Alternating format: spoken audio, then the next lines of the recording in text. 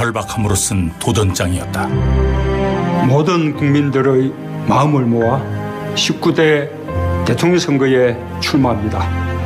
완전히 새로운 대한민국을 바라는 온 국민의 뜻을 모아 이제 정권 교체의 첫 발을 내딛습니다.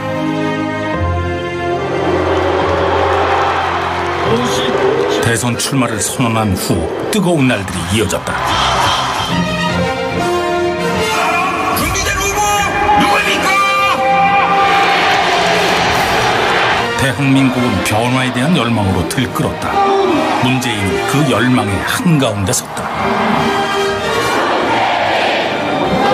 30일 30일 정의가 눈에 보이는 나라다운 나라 원하십니까? 그렇다면 누굽니까?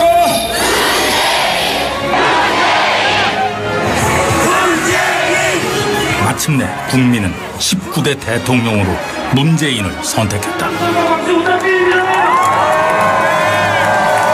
저는 국민 모두의 대통령이 되겠습니다.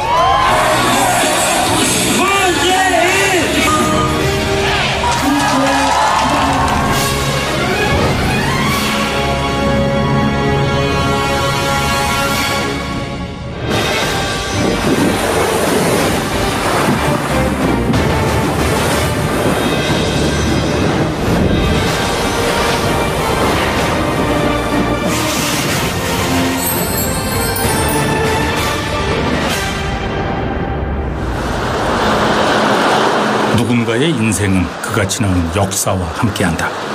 문재인의 인생엔 우리 현대사의 궤적이 담겨있다.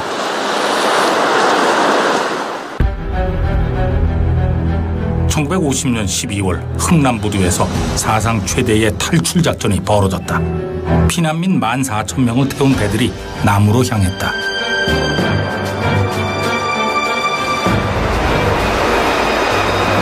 그 탈출 행렬에 문재인의 부모도 있었다. 3일 만에 도착한 곳은 거제도. 도민들은 피난민들을 따뜻하게 품었다. 1953년 1월 문재인이 태어났다. 그를 직접 받아준 추경순 할머니가 생존해 있다. 여기 잔방이고 여기 큰 방이고 저쪽은 부엌이고 부엌인데 이제 방은 맨날 이 방에서 났다. 저 같은 방 저기. 22살 때. 그 지금 아들은 21살이나 못서 낳네. 21살 낳았거든. 저거 살고 큰방은 우리 동생이 살고 문재인 놀자게 그래 나가 댕기 당겨나 나가 이제 수발해야지. 어머니는 몸을 풀 여유도 없이 생계에 뛰어들어야 했다. 예, 문재인을 업고 저기는 알을 업고 댕김서. 상자 같은 거로. 상자 같은 네모집에 상자 같은 걸 넣다가 사단가리, 사가리, 실, 술야 그런 거 이제 가 댕김서 보는 기라 그랬단다. 어떡하든 타향에서 살아남아야 했다. 2, 3주 예상하고 떠나온 고향은 살아선 다시 돌아갈 수 없는 한많은 이름이 됐다. 생계가 막막해진 부모는 아이들을 업고 부산 영도로 향했다. 당시 영도는 피난민들의 집결지였다. 전부 여 다 모이다 이가 부산에. 요는 바락방도 서로 줄라 하는 게라. 그래 이 전부 사람 이는 집에 8명 있어. 이 청해의 밑에 또 저저가 다락 올라갔는데 벽에다가 요래 가이당 해놨거든. 그것도 위에 요것도 둘째 요 다락이 전부 사람 다 살아. 문재인은 어머니의 연탄 배달을 돕는 가난한 아이였다. 참 가난했거든요. 교복 같은 거 보면은 그때는 요새 같은 건 좋은 교복이 아니고 목자 바지, 목자 교복 하는 거, 그거 뭐 하루만 입으면 무릎 튀어나오고 이런 건데 그 친구 교복은 항상 하였어요. 까만 교복이 아니라 여러 번 빨아서 그런 기억이 항상 머릿속에 남아있고. 그의 첫 학교는 남항초등학교. 본래 작은 학교였던 이곳에 피난민 아이들이 몰려 한 학년 학생 수가 1000여 명에 이를 정도였다. 콩나물 교실마다 아이들이 넘쳐났다. 문재인 후보는 65년도 본교육 21회 졸업생입니다. 찾아보니까 제가 6학년 그때 당시 6학년 3반이었는데 6학년 3반의 전체 여기 따라서 이제 저기 그 오른쪽에 사진을 찾아보면 5번째. 키 작고 몸 약한 데다 유난히 말수 적었던 문재인이 두각을 나타낸 건 중학교 입시 공부를 시작하고부터다. 그 중학교도 입시 제도가 있어서 6명이나 그 경남중학교 또는 부산중학교에 진학시키면 굉장히 공부를 잘했다. 그렇게 하고 있습니다. 자랑스럽게 입학한 중학교. 문재인은 처음 빈부격차를 경험한다. 오랜만에 동창들이 모였다. 친구들이 저마다 간직한 기억의 조각들을 꺼내 맞추기 시작했다. 전형주는 요 맞네. 요 뒤에 딱 보고 여기 교실 여기 3화 일반 교실이거든. 원인 교실 맞네 그래. 여기 3화 일반 교실이다. 요 교실이. 이건 눈이 날카롭게 생긴 거. 잘생기셨는데요? 지금도 잘생겼지 뭐. 그 흑백이니까 윤곽이 뚜렷하게 나타난다 아닙니까? 그 칼라하고 틀리게. 알랑드론까지는 아니고. 떨어진 알랑드론. 문재인은 앞에 나서는 일이 드물었다. 말없이 늘 듣는 쪽. 그래서 친구들은 문재인의 변화가 놀랍다. 옛날에는 그 말도 잘 못하고 아주 조용한 스타일이었잖아요. 굉장히 조용한 학교들 때는 없는 거로 보였을까 아마. 그래서 동기들이 기억을 잘 못할 겁니다. 예. 이제 많이 들었대. 어제는 그 하는 거 보니까 많이 들었더라고요. 독서실이라고 있어요. 도서관 위에. 거기는 뭔가 하면은 그 부산은 그 겨울에도 난로를 안 뗍니다, 교실에. 그런데 거기만 난로를 피워줘요. 밤에 집에 가서 공부할 그 환경이 안 되는 사람들, 학생들을 위해서 이제 학교에서 항상 운영을 하는데 항상 저희는 거기서 공부했거든요. 공부는 물론 숱한 소설들을 섭렵한 그는 사회 비평 잡지까지 탐독했다. 사회의식이 싹튼 건 그때부터다. 명문 경남고등학교에 입학했지만 모범생과 거리가 멀었다. 그 시절 별명이 문제야. 하지만 어떤 친구에게 문재인은 결코 잊을 수 없는 정 깊은 학생이었다. 소풍을 가는데 그때 이제 목적지가 부산 그 금정구에 있는 해동저수지인데요. 가는 길이 상당히 먼 것으로 예상이 돼서 이제 저는 못 간다고 이제 포기를 하랬죠. 그러니까 이제 제인이가 보고 내가 도와줄 테니까 가자 이렇게 됐어요. 걸음이 늘으니까 이제 차차 친구들한테 뒤처지게 되고 나중에는 친구들도 안 보이고 둘이만 이제 남게 되고 답답하니까 이제 내려엎었어요. 내가. 근데 그때 뭐 둘이 다 조그마니까 뭐 힘도 없고 하니까 조금 걷다가 이제 내려놓고 또 같이 걸어가다가 쉬다가 또 엎었다가 이런 걸 반복했지요. 근데 시간이 상당히 많이 걸렸던 모양이에요. 가니까 이제 거의 소풍은 파장물이 훗날 그 이야기를 합니다. 자기가 그때 좀 더 자기가 힘이 세고 키도 크고 했으면 내를 마음껏 얻고 갈 수 있는데 같이 가자고 소풍 가자고 해놨지 자기도 업어보니까 못하겠지 이래가지고 속으로 울었대요. 그래가 참 그 말은 저도 가슴이 아픈데.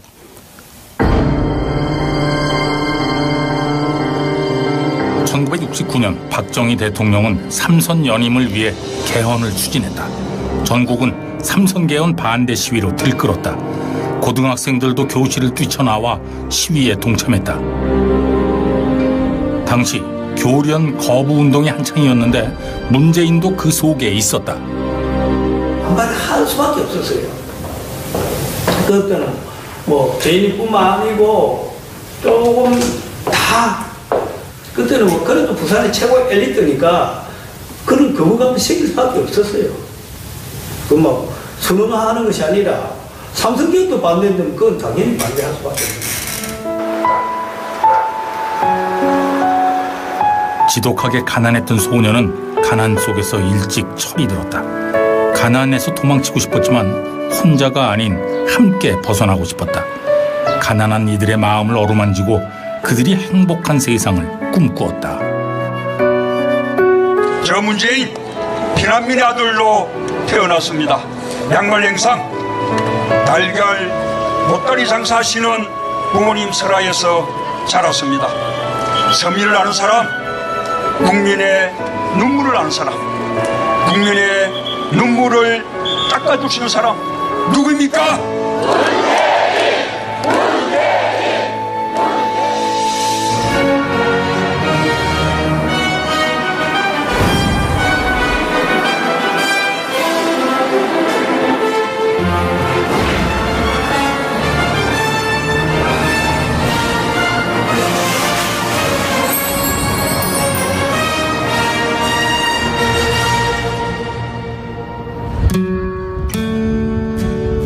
문재인은 재수 끝에 경희대학교 법학과 4년 전액 장학생으로 입학했다. 대학은 낭만의 전당이 아니었다. 점점 암울해가는 시대, 신입생 문재인의 고민도 깊었다. 제가 문재인이라는 사람을 생각할 때마다 제일 떠오르는 장면이 그 장면이거든요. 근데 그 당시에 그 경희대학교 교복을 입은 단정한 친구가 하나 오더라고요.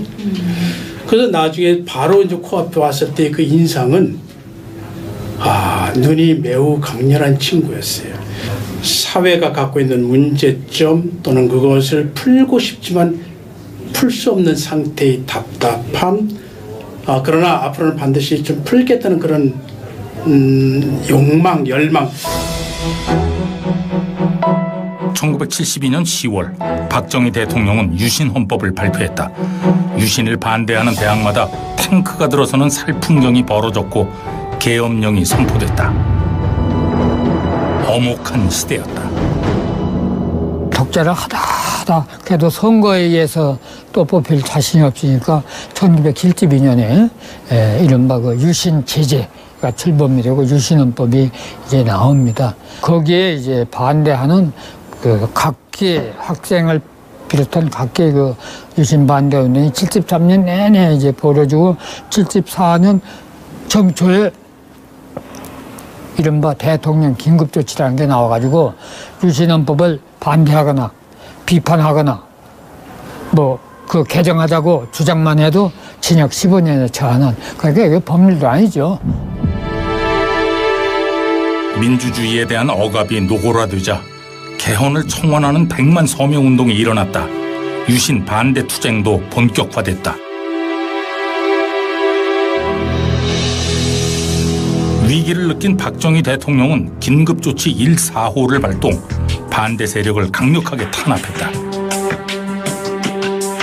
1974년 민청학년과 인혁당 사건 등 대규모 공안 사건들이 조작됐다. 그해 문재인은 구국선언문을 작성했다. 74년 구국선언문이에요.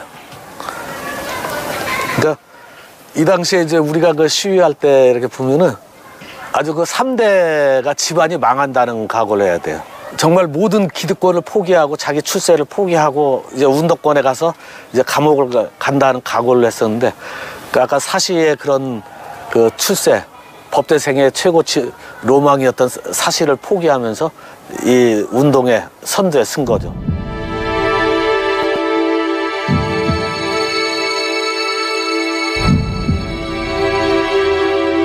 피를 토하는 심정으로 선언문을 한자 한자 써내려갔지만 문재인은 본래 선두에 설 예정이 아니었다. 거기에서 이제 쫙 모이고 그러면 그 당시에 이제 주축이 물리대, 정경대 저쪽에서 이제 오고 법대 이렇게 오니까 여기에서 이제 이렇게 모여요. 강삼재가 안 나타났었어. 그 경찰에 미리하는. 그러니까 이제 여기서 우왕좌왕하고 이제 흩어질 가니까 그때 이제 이 대호 민주 세력을 유지하기 위해서 문재인이가 여기를 뛰어오른 거지. 높이는 이거지만 지 인생은 여기서 바뀐 거지. 체포된 총학생회장을 대신해 섰던 자리, 결단과 용기가 없었다면 불가능한 선택이었다. 인혁당 사건 관계자들이 사형을 당하자 문재인은 사법살인에 항의하는 항내 시위를 주도하다 구속됐다. 1975년 방공법 피라 사건으로 서울구치소 감방에 들어있을 때에 제 옆에 방에 대모 학생이 잡혀왔는데 그게 바로 경희대학생 문재인 군이었어요. 내가 참 구치소 선배로서 이 선반 위에 이렇게 좀 비축해 놓고 있던 메리아스 상하 한 부를 보내준 적이 있습니다. 그 다음에 이제 제가 이제 감옥 가서 1년 4개월 징역 살고 나온 뒤에 그 제인이 집에 부산에 갔을 때 이렇게 밖에서 술 먹고 집에 가서 이제 또 가는데 그러더라고. 고문 안 당했냐고. 물론 이제 저는 막 정기 고문도 당하고 물고문도 박종철처럼 물고문도 당하고 막 그렇게 있었는데 괜찮다 하니까 그 집에서는 옷을 벗어보라고 하면서 만지고 이렇게 주물르고 그러더라고요. 진짜 괜찮냐고.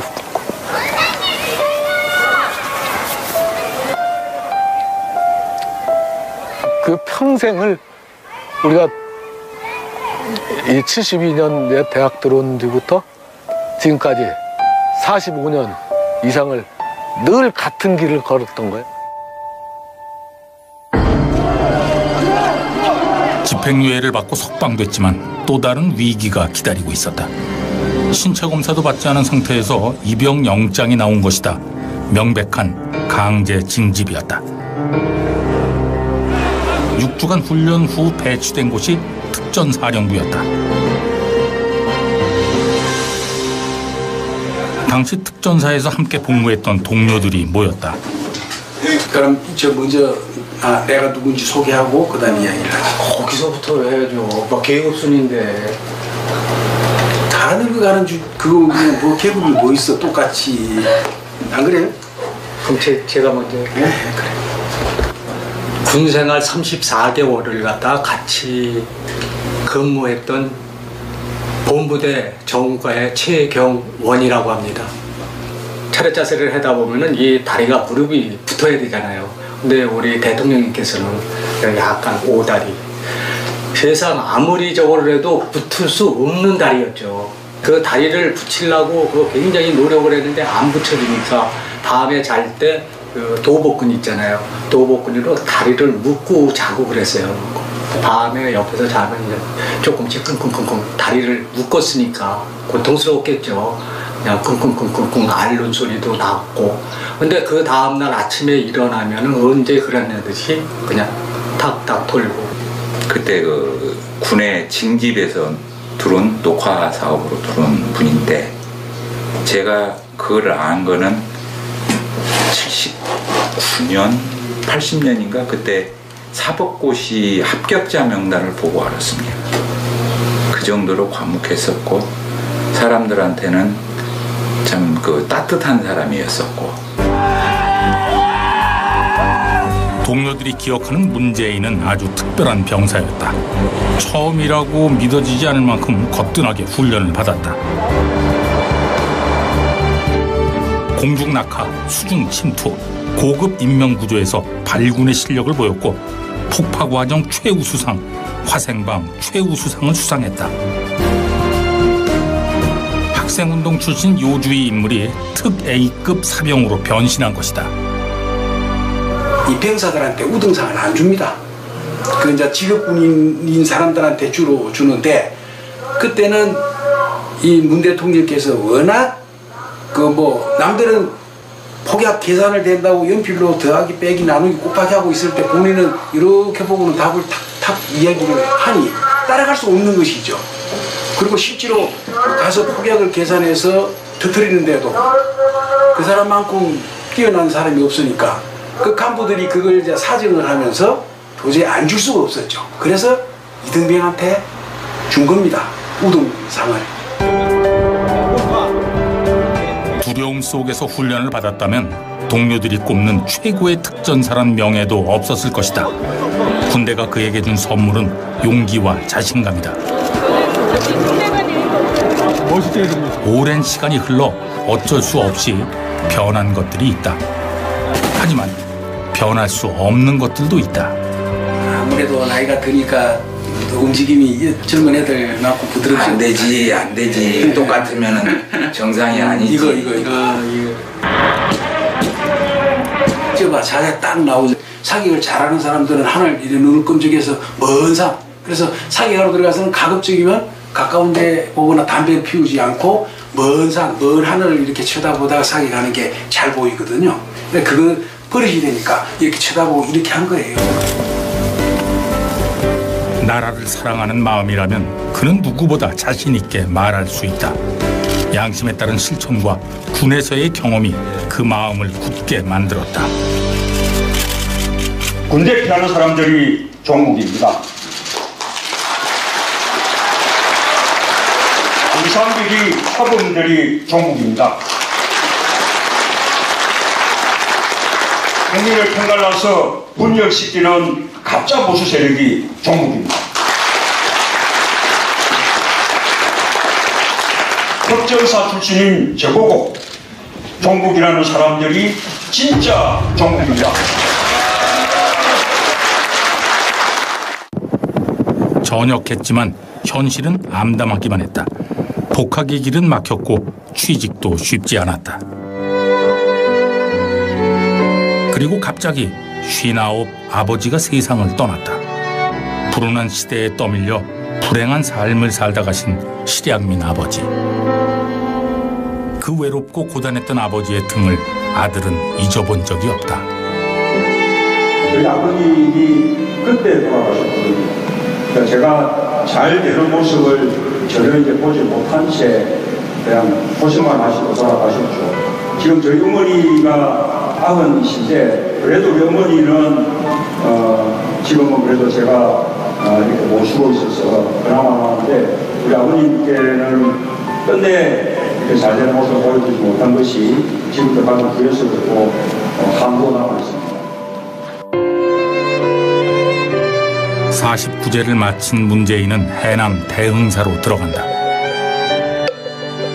아버지에 대한 죄책감, 장남으로서의 책임감을 지고 고시 공부에 매달렸다. 그리고 이듬해 사법고시 1차에 합격했다.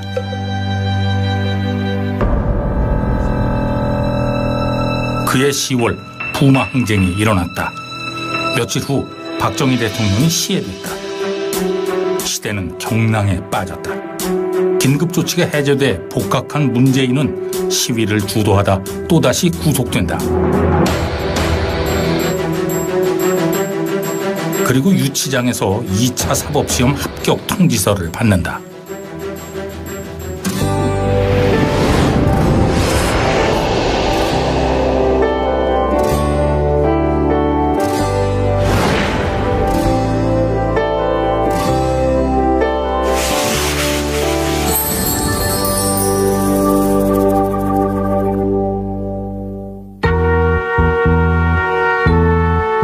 만남 후 7년 동안 한결같은 사랑으로 문재인 옆을 지킨 사람이 있었다. 2년 후배 김정숙이었다. 그 시절은 이게 처음 만나서 뭐 이제 손잡고 또 다음에 이제 팔짱 끼고 또는 또 어깨에 손을 쥐고 뭐 이렇게 진도 한번 나가는데 네. 참으로 시간도 많이 걸리고 어려울 그런 시대 아닙니까? 네. 저는 처음 재학 중에 유신반대 시위를 주도하다가 이제 페퍼보그를 얼굴 정면에 맞고 제가 기절을 했었는데 네. 그때 정신을 차려보니 누군가가 손수건에 물을 적셔서 제 얼굴을 닦아주고 있는 거예요. 네. 그 사람이 제 이제 아내. 지금 군대에 있을 때 연애 편지 많이 받았고요. 네. 시도 쓰시고요. 그리고 요새 본인이 이야기하는 이야기들 본인이 써요. 근데 제가 제 남편을 좋아하게 된 것은 아주 무슨 커다란 아주 복잡한 문제가 있을 때 간략하게 정리해주는 그 논리적인 것. 사법연수원을 차석으로 수료한 문재인은 판사를 지망했지만 시위 전력으로 임용해서 탈락했다. 누구보다도 아내에게 미안했다. 참으로 이제 미안하고 고마운 존재죠. 제가 처음 만나는 그 순간부터 오랜 연애 기간 동안 또 결혼 후 뭐 지금까지 늘 기다리고 또 견뎌주고 또 도와주고 뭐 그렇게 이제 평생을 함께 살아왔으니까요. 저로서는 뭐 정말 미안하고 고맙고 그렇죠. 변호사의 길을 걷기로 결심한 문재인은 대형 로펌의 제안을 거절하고 부산으로 귀향했다. 그리고 운명적으로 한 사람을 만난다.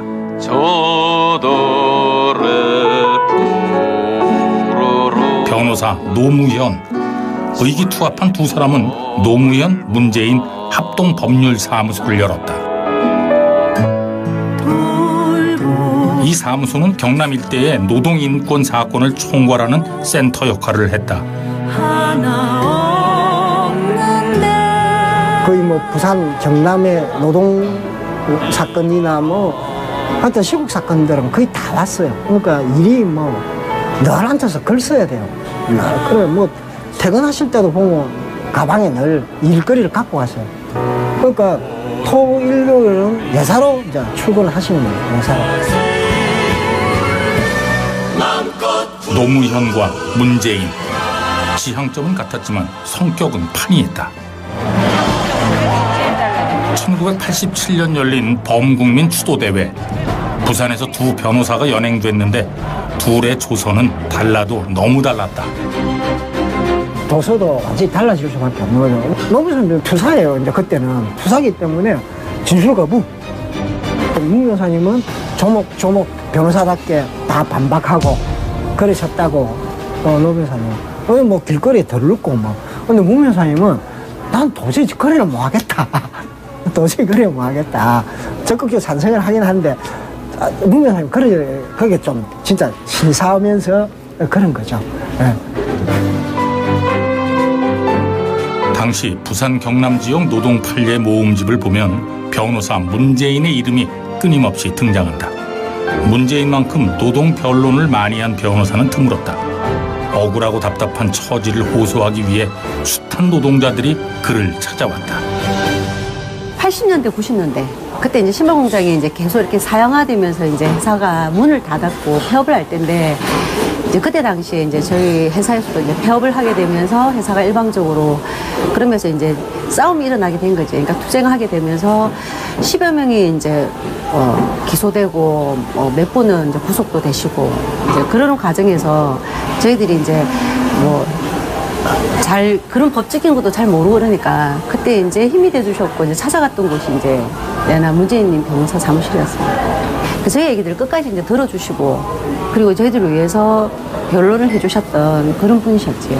기억에 나는 게 한 아주머니께서 이제 같이 올라갔다가 사무실에 내려오시면서 이제 우리도 변호사 백이 있다고 막 그러시면서 너무 좋아가지고 하셨던 그런 기억이 납니다. 그 노동자들을 그렇게 아무런 조건 없이 이렇게 도와주시고 하는 것도 정말 감동이었지만 내가 더 사실은 놀란 건 아니 저렇게 해놓고도 자기는 그냥 개별 노동자들만 걱정하고 챙기더라고요. 그리고 이게 어떤 사안이 돼가지고 자기가 이렇게 전국적 사안이나 정치적 이슈가 되는 걸 원하지 않더라고요. 저분은 그냥 개별 사람, 그러니까 개별 노동자면 노동자 사람이 소중했던 거예요. 인권 변호사로 유명했지만 승소율도 상당히 높았다. 동료 변호사들이 꼽는 성공의 비결은 다양했다. 법률가로서 굉장히 아주 뛰어나시고 논리적이고 하신 것도 물론 탁월하셨지만 이제 마음이 좀 따뜻한 분이셨죠. 굉장히 치밀하죠. 네. 치밀하고 꼼꼼하고 끈기가 있으시고 그래서 사건을 아주 끈질기게 파고 들어가는 그런 분이시고요. 억울한 사건, 그다음에 딴 사무실에서 도저히 안 된다, 할 수 없다는 사건들에 대해서는 기꺼이 장시간의 상담을 통해서 사건을 맡고 난 뒤에도 이기기 위해서 최선의 노력을 다하고 실제로 상당 부분 또 성공을 거두기도 했고. 문재인이 변호를 맡았던 가장 큰 사건 중 하나가 1989년 일어난 부산 동의대 사건이다. 도서관을 점거, 농성하던 학생들을 진압하기 위해 경찰들이 투입되었다가 여러 명이 목숨을 잃었다. 구속 피고인만 77명.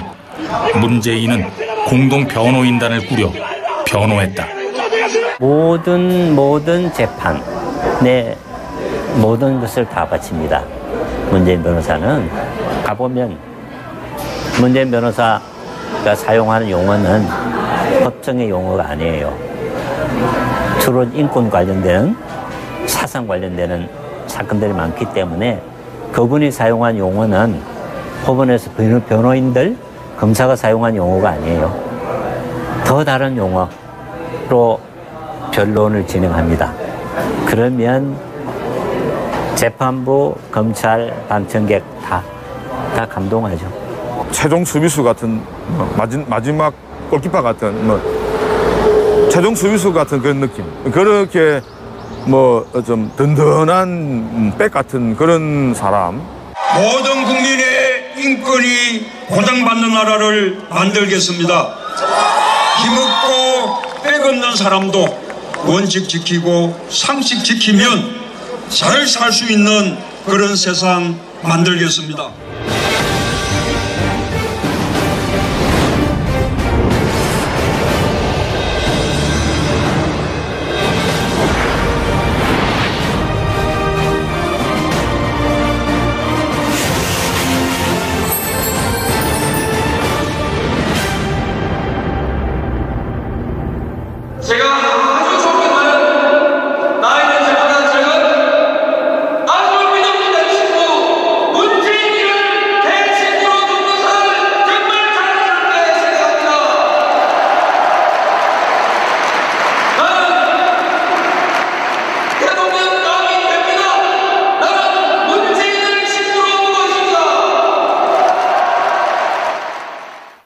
존경하는 국민 여러분, 오늘 저는 대한민국의 제16대 대통령에 취임하기 위해 이 자리에 섰습니다.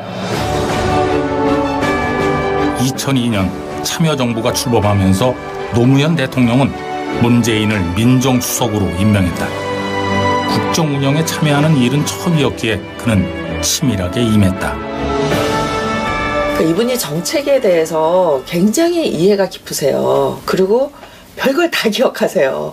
그래서 우리가 굳이 옛날 서류를 찾아볼 필요 없이 무슨 정책이 나오면 이거는 이러해서 이렇게 변해서 이렇게 결론을 냈잖아요. 그래요. 그래서 이제 안심이 되는 거죠. 그러니까 이분이 말씀하시면 기억이 정확할 거야. 노무현 대통령과 문재인 비서실장 밑에서 일하는 사람이 제일 힘들다. 그럴 수밖에 없는 게 모든 사안에서 그걸 요구하시는 건데 같이 토론하고 회의할 때면 반드시 그렇게 해야 되고 이게 아이디어가 많은 그리고 생각이 많으신 노무현 대통령과 그리고 그 일을 정말 처음부터 끝까지 완벽하게 이해해야 일을 진행하는 문재인 비서실장 밑에서 또는 함께 일했던 사람들은 정말 힘들기도 했지만 공부를 정말 많이 했다고 봐야죠. 네. 그 두 분의 또 공통점이에요. 그게 뭐냐면 낯가림이 되게 심해요. 낯가림이 심해서 친한 체를 잘 못하시는. 그러니까 사실은 정치인은 악수 잘 몰라도 아는 체하고 이런 게 이제 표와 직결되잖아요. 그냥 그윽한 눈빛으로 그냥 소통하려고 그러지 그걸 입으로 고맙다고 그러고 이런 소리 잘 안 하시고. 깨끗하게 못한 면이 조금 있는데 청와대 시절 문재인은 철저한 자기관리, 주변관리로 유명했다. 그래서 오해도 사고 미움도 받았다. 하지만 어려울수록 더욱 원칙을 지켰다. 얘는 소박한 건 다 유명하죠. 이게 서울에 올라가셔야 되는데 그냥 비닐봉지에 그냥 짐 싸들고 올라가시는 그런 자세. 일체 전화를 안 받았다 그러더라고. 받고 말을 들으면은 사람이 그럴 수 있으니까 동창이고 동기고 완전히 다 끊었대요. 그냥 원칙주의자세요. 그래서 이렇게 약간의 그 타협 이런 얘기를 하면 이제 이렇게 뭐라 그러나 핀잔을 받아요. 뭐 그렇게 얕은 술을 쓰려 그러냐. 그래서 그냥 전공법으로 갑시다. 상당히 이제 지쳤고 그다음에 또 우선은 이제 건강이 좀 안 좋다면서니까 좀 이제 허가고 그래서 청와대에 들어온 지 1년 만에 이가 10개나 빠질 만큼 경무에 시달렸던 문재인은 민정수석을 사퇴한다. 그리고 2004년 2월 가장 가고 싶었던 곳 히말라야로 트레킹을 떠난다. 지친 자신을 안아주는 산, 투명한 공기, 별이 쏟아지는 밤하늘, 보상은 충분했다. 그러나 휴식은 길지 못했다.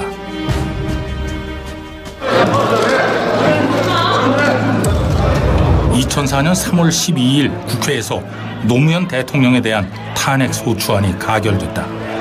몇몇 의원들의 눈물과 분노로는 가결을 막지 못했다.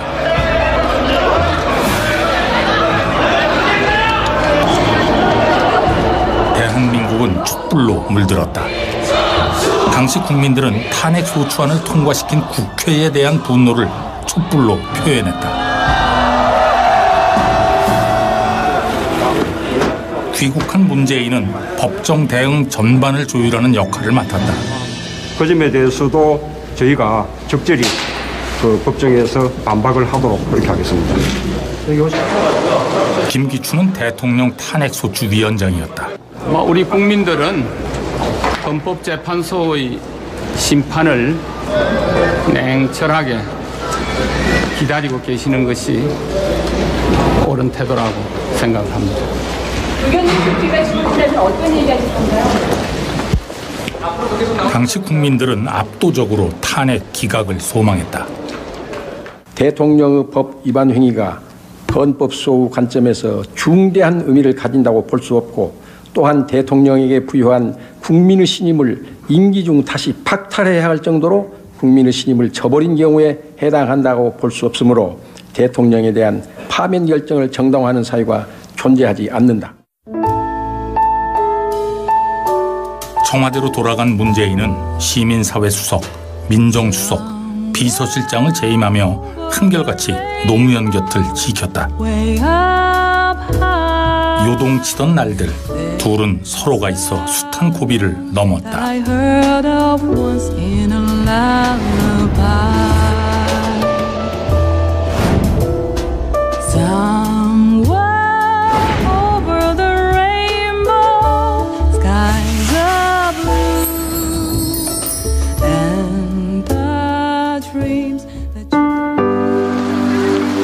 참여정부가 막을 내렸다. 자연인으로 돌아간 노무현은 봉하마을에서 평화로운 인생 2막을 꿈꾸었다.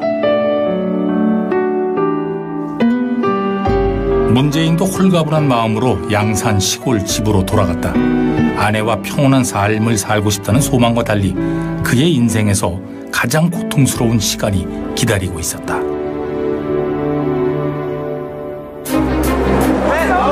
노무현 전 대통령과 주변 인물들에 대한 광범위한 조사가 시작된 것이다. 결국 노무현 전 대통령은 검찰에 출두했다. 치욕스러운 검찰 수사를 지켜보며 문재인은 가슴이 타들어갔다. 하지만 결코 그 고통을 겉으로 표현하지 않았다. 대한민국에서 가장 비통하고 억울하고 그것도 검찰 수사도 다 동행하셔서 검찰 수사가 어땠는지를 다 아시는데 그게 어떻게 원통하고 분하지 않겠습니까? 저는 정말 화가 하늘 끝까지 치밀었을 수도 있다 그렇게 생각합니다. 근데 그거를 그렇게 표현할 수 있는 사람은 없어요. 다 눈물이 나고 화가 나서 어쩔 수 모르고 그게 얼굴 표정에 다 나타나는데 어떻게 저렇게 의연하고 담대하실 수 있나. 저는 그게 문재인이야. 그리고 아무도 예상 못했던 비극. 스스로 삶을 마감한 노무현 전 대통령. 대한민국은 충격에 빠졌고 국민들은 비통해했다. 장례식을 책임져야 했던 사람은 문재인이었다. 오열의 바닷속에서도 문재인은 결코 울지 않았다. 상주 문재인이 보여준 절제력과 의연함에 국민들은 감동했고 위로를 받았다.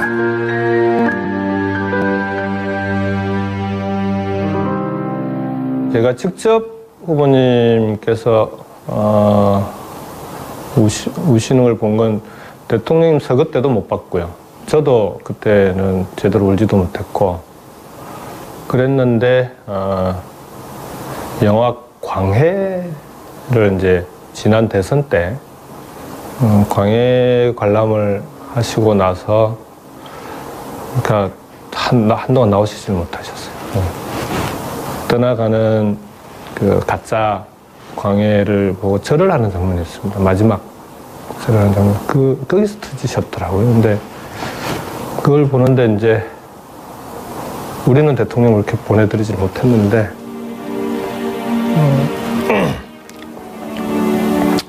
대통령께 이제 작별 인사도 이제 못한 거죠. 그러니까.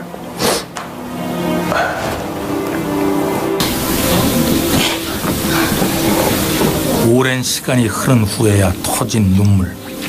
그리움과 회한, 미안함이 뒤섞인 오열은 멈출 줄 몰랐다.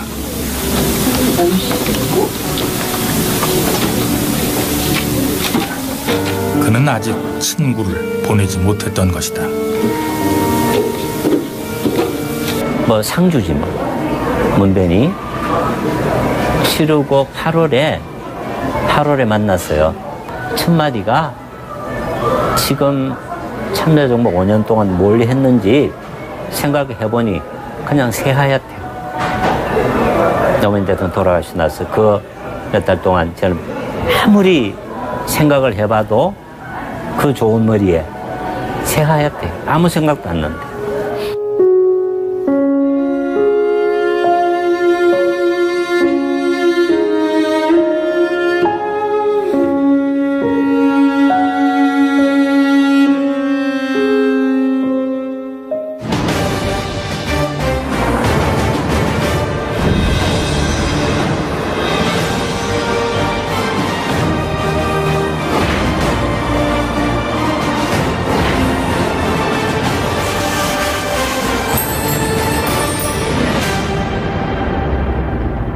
저희에게 남기신 유언이셨어요. 네. 그러니까 민주당의 힘만 가지고는 정권 교체가 어려우니 네.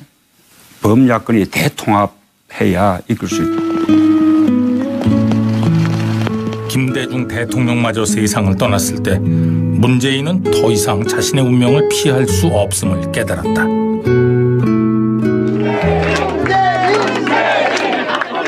부산 사상구에서 국회의원으로 출마한 그는 민주당 기치를 들고 당선돼 정치의 문을 열었다.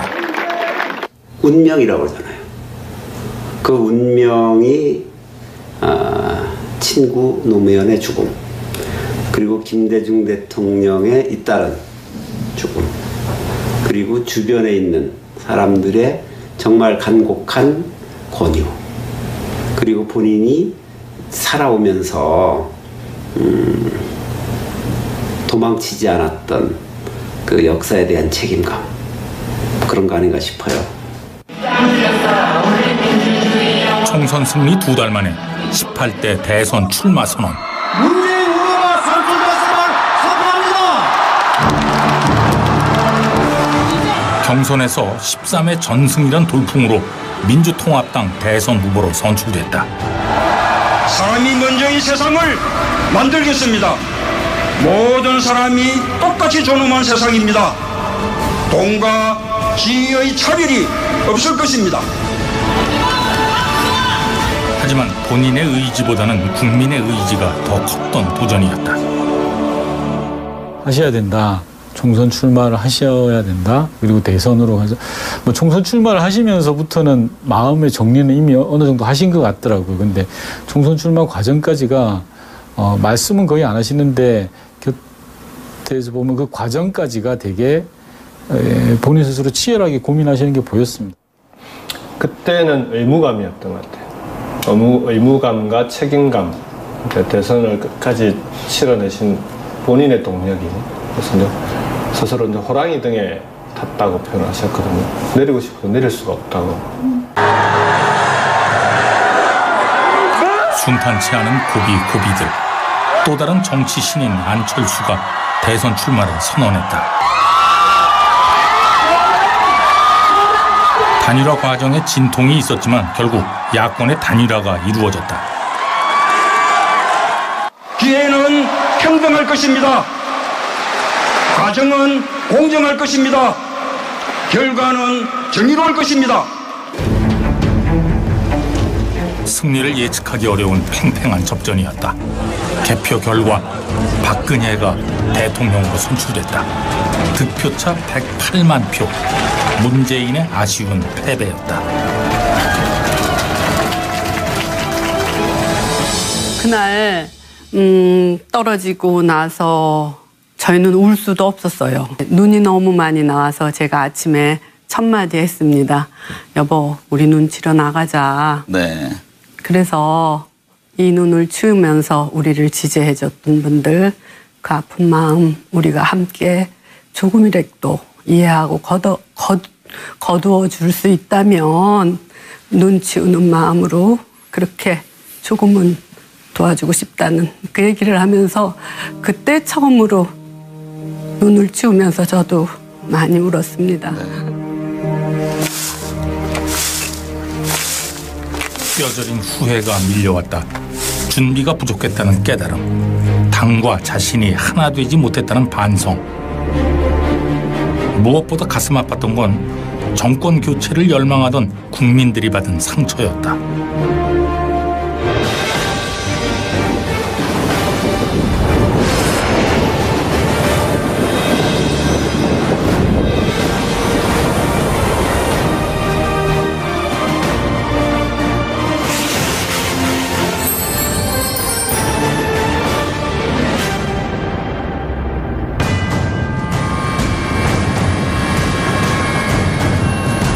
(2014년 4월 16일) 세월호가 침몰했다.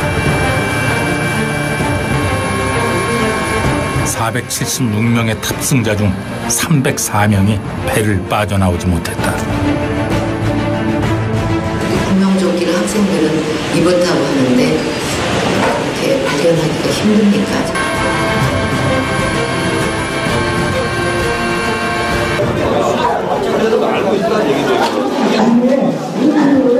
사망자의 대부분은 수학여행을 가던 단원고 학생들이었다. 생떼 같은 자식을 잃은 유가족은 절규했다.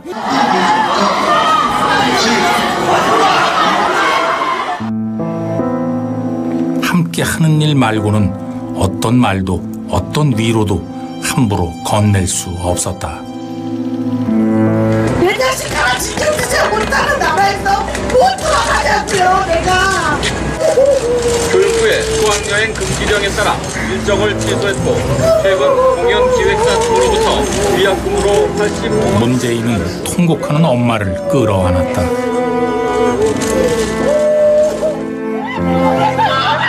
세월호가 왜 침몰했는지, 아이들을 왜 구할 수 없었는지 아직도 답을 듣지 못한 유족들. 무슨 말씀을 드리겠습니까? 말보다 필요한 것들이 있었다. 곡기를 끄는 유민 아빠를 살리기 위해 문재인은 단식을 시작하며 세월호 특별법 제정을 강력하게 요구했다.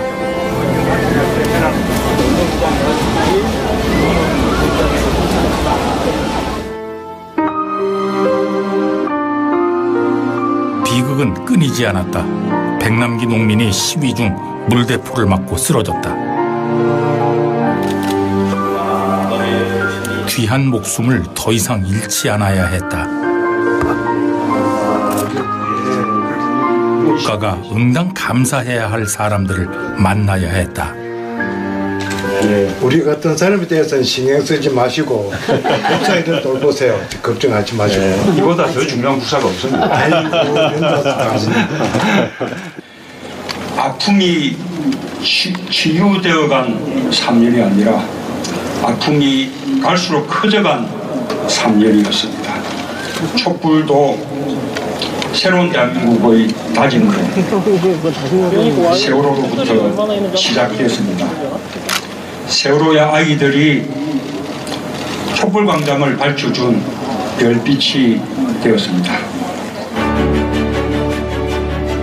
시대를 바꾸고 정치를 바꾸기 위해 문재인은 다시 대선 도전을 결심했다.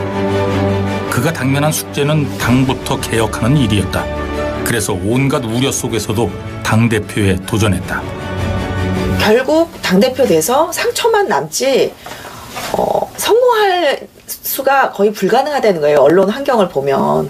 그래서 이제 많은 분들이 반대를 하셨는데 이분이 끝내 하신 이유는 시스템을 만들고 싶었던 것 같아요. 대선 전에. 그래서 이분이 만들었던 게 이제 시스템 공천인데, 그래서 안심번호로 해가지고 공천을 해서 사실은 그게 2016년 총선에서 민주당이 제1당이 되는 저는 가장 핵심적인 원동력이었다고 보는데, 후보의 선택의 로지 딱 하나였어요. 당을 바꿔야 이긴다는 거였어요. 네. 다른 모든 내가 진흙탕에 뒹굴어서 나의 이미지가 훼손되고 또는 상처받을 수도 있고 또는 욕을 먹을 수도 있지만 중요한 거는 대선에 이기려고 보니까 당이 바뀌지 않으면 안 된다. 그래서 당을 바꿔야 대선에 이길 수도 있다. 이게 당시 후보님의 말씀이었어요.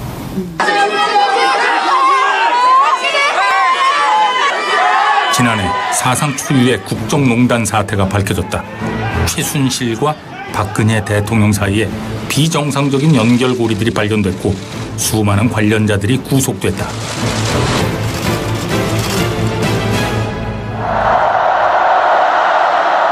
광장은 촛불로 뜨겁게 타올랐다.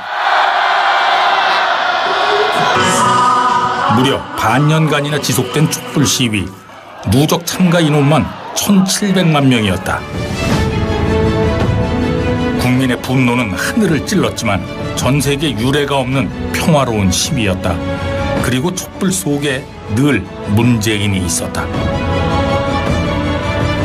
광장에서, 거리에서 그는 국민과 함께하고자 했다.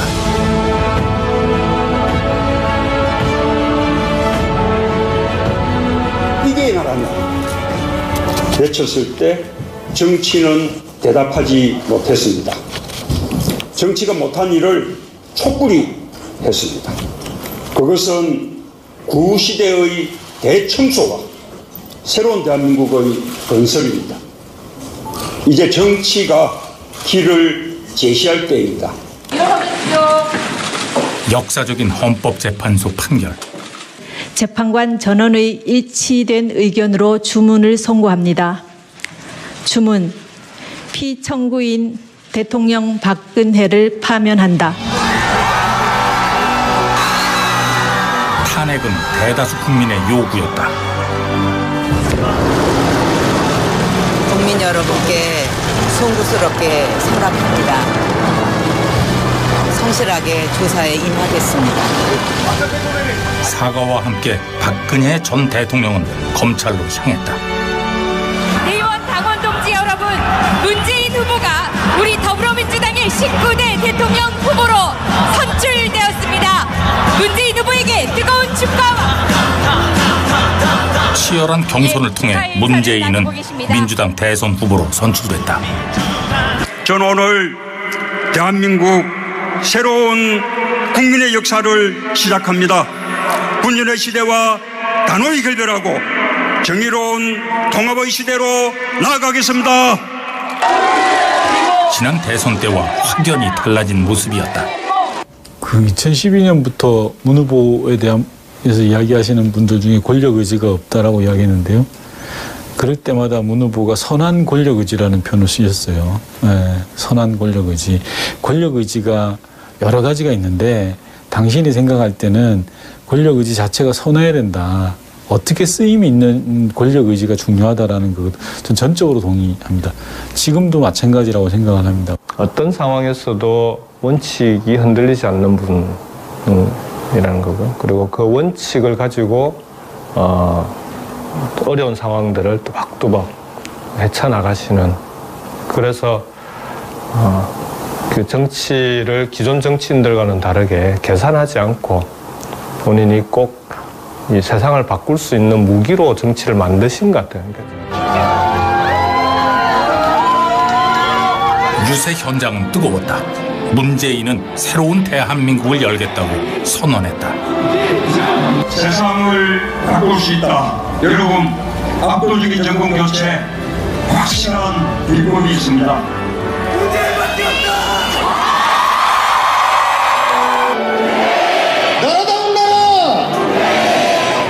사람이 먼저다라는 말씀을 마음 가운데 지금까지도 간직하고 있습니다.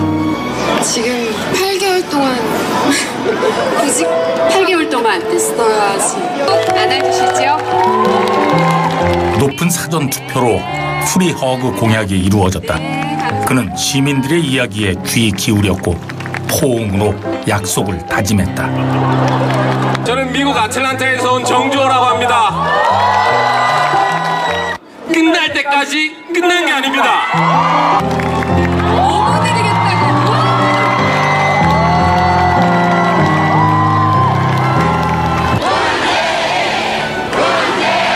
누가 준비했습니까?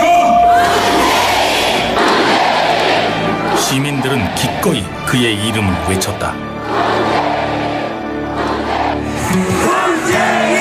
그리고 2017년 5월 9일 대한민국은 19대 대통령으로 문재인을 선택했다. 저는 국민 모두의 대통령이 되겠습니다.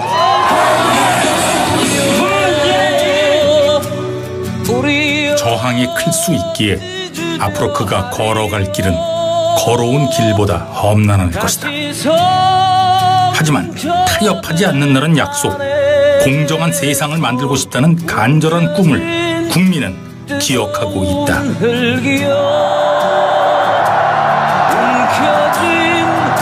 그 뜨거운 여정이 지금 막 시작됐다.